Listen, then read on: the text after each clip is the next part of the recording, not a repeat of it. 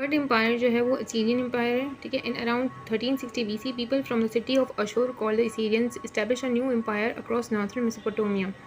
Around 1360 के आसपास जो है पीपल जो कि अशूर से ताल्लुक़ रखते थे वो असीरियंस कहलाए। उन्होंने एक नया एम्पायर बनाया नॉर्थर्न मेसोपोटामिया में, which is the upper part of the Mesopotamia.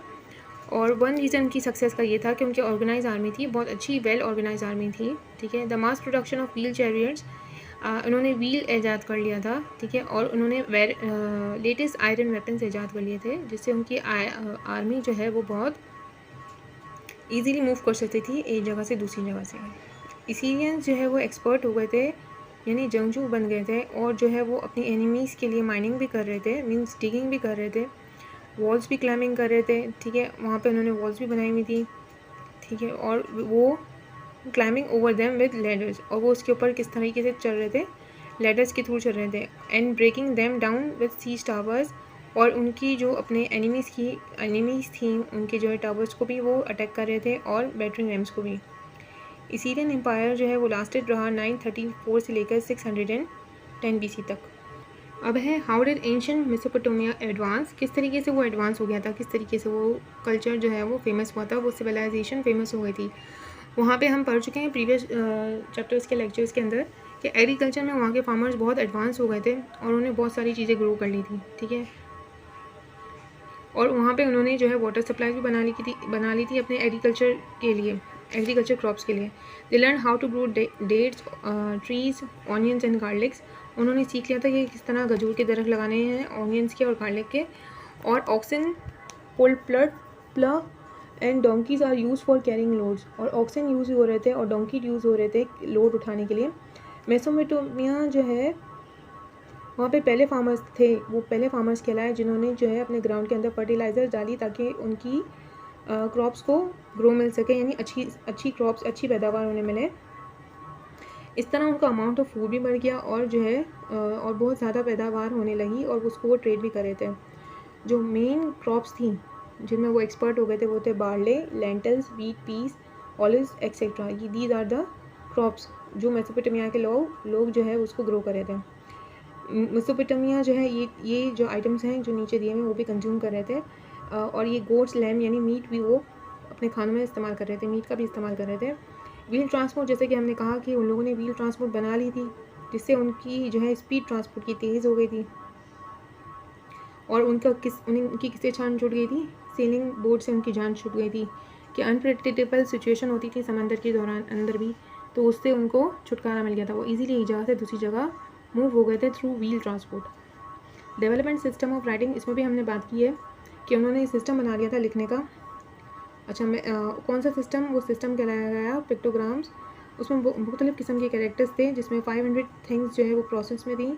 To begin with writing are mostly use for keeping accounts and trading, because शुरू में वो राइटिंग कर रहे थे, तो वो क्यों कर रहे थे, वो जो है अकाउंट्स मेंटेन करने के लिए कर रहे थे, जो वो दूसरे लोगों से ट्रेड कर रहे थे, ठीक है। It was drone with a great stick. अच्छा, वो करते क्या थे, ये जो क्ले है उसके अंदर वो स्टिक यूज़ कर रहे थे, गीली मिट्टी को यूज़ कर रहे थे, फिर स्टिक से उस पर डिज़ाइनिंग यहाँ पे इन्होंने की हुई है, फिर इसको सन में रखते थे फॉर ड्राई, ठीक है। इस तरह से वो जो है वो लिखते थे। Once develop into a system of symbols, इन्होंने जब एक सिस्टम बना लिया था सिम्बल्स का, और वो जो सिम्बल्स उन्होंने बनाए थे वो किसको रिप्रेजेंट कर रहे थे, साउंड को रिप्रेजेंट। और वो सिस्टम वो साउंड्स क्या कहलाई थी, सिस्टम ऑफ साउंड जो उन्होंने बनाया था वो कहलाया क्यूनिफॉर्म, ठीक है। और फिर इसको कहाँ किया गया था, इसको कहाँ पे लिखा जाता था, सिलेंडर्स के ऊपर लिखा जाता था, और वो सिलेंडर्स किससे बनाए गए होते थे, इम्पोर्टेड हार्ड स्टोन से या तो फिर क्ले से बनाए होते थे, और फिर बाद में इसका बहुत इस्तेमाल किया जाता था, ठीक है। और it could be use for recording stories, और हो सकता है कि इन्होंने इसलिए भी बनाया हो कि इन पर इनको स्टोरीज़ लिखनी थी जो कुछ उनके साथ हो रहा था। As the 3000 words epic of Gilgamesh, जिस तरह की गिलमेश की राइटिंग हुई हुई है इसमें 3000 वर्ड्स मेंशन है। अच्छा, ये एपिक ऑफ गिलमेश जो है वो एक तरह की पोएम है, ठीक है,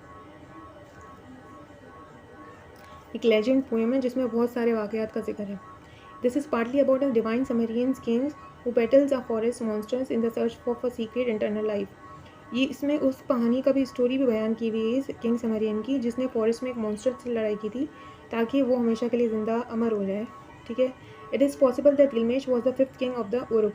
ये मुमकिन है कि गिलमेश जो है वो 5th रूलर है उरुक का, जिसने बड़े बड़े वॉल्स बनाए थे, दीवारें बनाई थी, जैसे कि कोई लेजेंड बना के गया हो। इस पोएम्स के अंदर जो दुनिया में आने वाले सैलाब थे, फ्लड्स थे, उनके बारे में भी जिक्र किया गया है, और जो कि एंशियंट कल्चर में शामिल थे, हुए थे। एंशियंट कल्चर वालों के साथ जो कुछ हुआ था वो भी। Advancement in science and mathematics हम पहले पढ़ चुके हैं ऊपर, कि जो है इन्होंने मैथमेटिक्स में जो है वो उसमें उन्होंने काम कर लिया था, ठीक है, उन्होंने काउंटिंग कर ली थी, उस पर वो लोग काम कर रहे थे ताकि उनकी ट्रेड ईजी हो जाए। इसके अलावा वो क्या कर रहे थे, एस्ट्रोनॉमर्स भी उनके पास थे, जिन्होंने स्टार्स की काउंटिंग की हुई थी, ठीक है। एस्ट्रोनॉमर्स हम किसे कहते हैं, जो स्टार्स का इल्म रखते हैं उसको हम एस्ट्रोनॉमर्स कहते हैं, ठीक है। अब ये कॉन्स्टेलेशन ऑफ स्टार वो काउंटिंग क्यों कर देते हैं हर एक की बर्थ के ऊपर।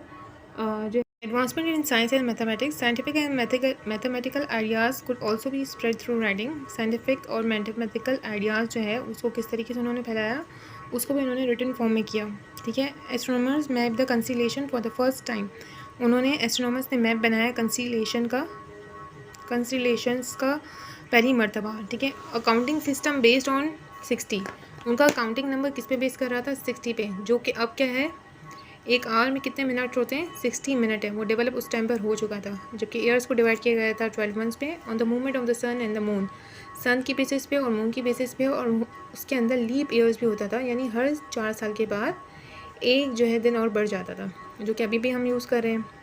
Clock dials and a common system of weights, जो क्लॉक हमारे पास है वो भी यूज़ कर रहे थे वो लोग, और जो वेट यानी मेजर करने के लिए जो हम वेट वज़न यूज़ करते हैं और उसके लिए जो चीज़ें यूज़ करते हैं वो भी उन्होंने डेवलप कर लिया था। क्राफ्टमैनशिप के बारे में हम बात करते हैं। Aircraft exhibited from royal Tom's from of the city of Ur show evidence that skilled craftsmen could create elaborate and artistic ornament, ठीक है। जो टूल्स जो हमें मिले हैं इन रॉयल बड़े बड़े टॉम्स के अंदर से, जो कि सिटी है उर का, वो हमें ये बताते हैं कि वहाँ के जो क्राफ्टमैन थे वो बहुत स्किल्ड थे, और वो बहुत खूबसूरत किस्म के ऑर्नामेंट्स भी बनाते थे। वो इम्पोर्टेड मेटल्स को इम्पोर्ट करते थे, जैसे कि गोल्ड और दूसरे मटेरियल्स, जो कि वो ट्रेड करके लेके आते थे दूसरे जगहों से। इसमें कौन कौन सी चीज़ें शामिल थी वो नीचे मेंशन की हुई हैं। Blue stones, lapis lazuli Afghanistan से वो लेकर आते थे। रेड सैंडस्टोन जो है वो इंडिया से लेके आते थे, और शेल्स जो है वो कहाँ से मंगवाते थे, पर्शियन गल्फ से मंगाते थे, जो कि हो सकता है कि अभी आइलैंड हो बहरीन का, ठीक है। अब हमने स्टार्ट में ये बात डिस्कस की थी कि मेसोपोटामिया के लोग जो है वो ट्रेड कर रहे थे, ठीक है। वो किसके साथ ट्रेड कर रहे थे, एंटोलिया के साथ, लेबनान के साथ, और वो क्यों ट्रेड कर रहे थे, क्योंकि उनको क्या चाहिए था, रेयर सेडार वुड चाहिए थी, और क्या था, और may also have traded goods for lapis lazuli in Oman, और वो ओमान के लोगों से भी ट्रेड कर रहे थे, और इंडस वैली जो कि इनके साथ ही ग्रो हुई थी एक सिविलाइजेशन, उनके साथ भी ग्रो कर रहे थे। वारफेयर टैक्टिक्स, अब हमने यहाँ पे भी पहले भी डिस्कस किया था कि वो लोग जो है एक्सपर्ट हो गए थे, वारफेयर में जंगजू बन गए थे, और बहुत सारी टेक्निक्स यूज़ कर रहे थे, और आयरन टूल्स भी वो लोग यूज़ कर रहे थे लड़ने के लिए, ठीक है। It is possible that the Syrians develop the skills of laying siege to rival cities, उन्होंने जो है ना, हो सकता है कि पूरे शहर भी जो है वो क्या कर दें, अपने एनिमीज़ के, उनको भी तबाह कर दिया हो, इतने वो लोग एक्सपर्ट हो गए थे लड़ के, बहुत ज़्यादा जंगजू थे वो। होप आपको समझ आया होगा। अगर आपको मेरी वीडियो अच्छी लगती है तो प्लीज़ लाइक करिए, सब्सक्राइब करिए। जज़ाकल्लाह।